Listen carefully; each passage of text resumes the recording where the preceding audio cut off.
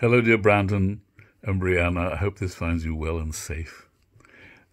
Just a few more words about the way of the world before we move on from there, and while you have a last weekend on it before a little quiz on Monday. I don't really know where to start with this extraordinary work. It's interesting to think that the plot, which is all about money, meanwhile, quite independently, in a sense, the romance between Mirabelle and Millamant works itself out. Mirabelle finally wins her. But her fears are not really to do with whether he manages to detach the inheritance for her, for them, by an ingenious plot. Because the question is she prepared to be anybody's wife? So what's so interesting about the play is that on the one hand, there's much to do about an inheritance, while there's completely separately much to do about amour, much to do about what happens when you surrender. To love, yes, but does love last? And if so, how does one make it last? That's the sole concern of the play, while underneath, rumbling madly, is a vast intrigue above which you see the playing out of him and her. And it's interesting in that light the importance of money, without which you could not have the him and the her of being of any interest. It will never quite do just the him and the her, although I guess there are many modern rom-coms that do entirely depend on the wooing and the winning of a potential partner. But in this play, as in many classic rom-coms, there has to be more going on than courtship. And in Way of the World, it is, of course, the pursuit of geld, of money, which has formed the foundation of many plots. We want it. Why does it matter whether in a plot the hero robs the bank, or the hero gets the inheritance, or the hero trips over the money, or wins the lottery? So what?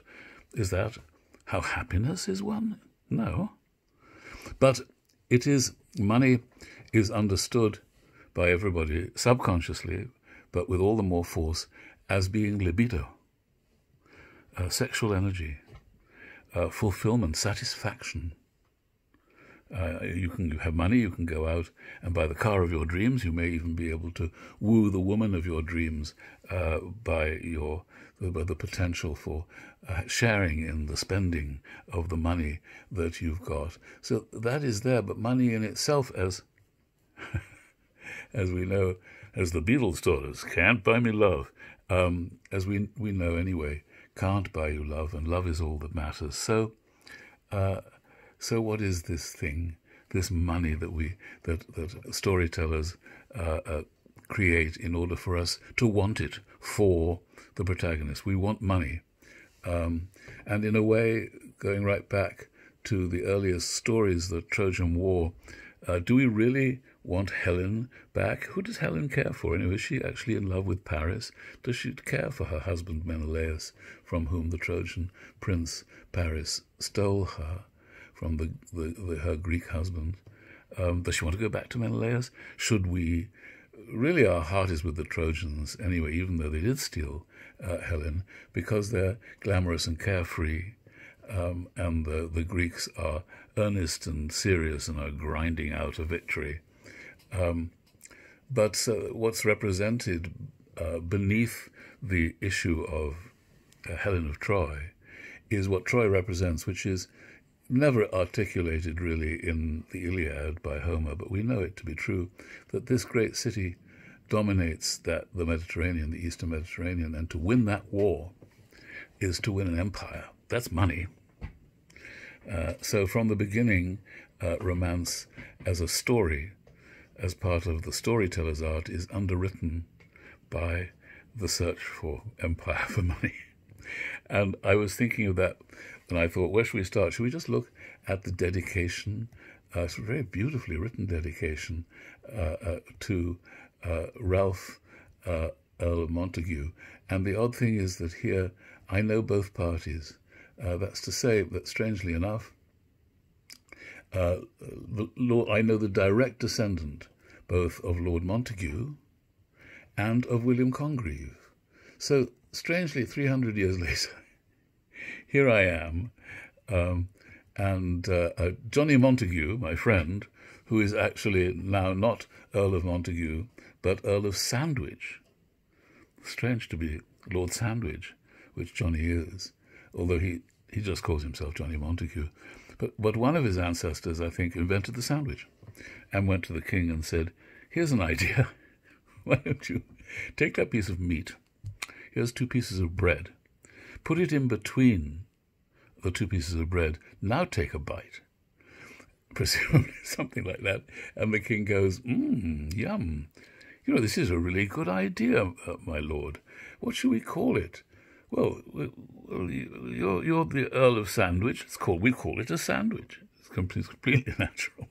Sandwich is, in fact, a port on the English Channel, as the English call it, a port on the south coast of England, or was. There's not much of it now.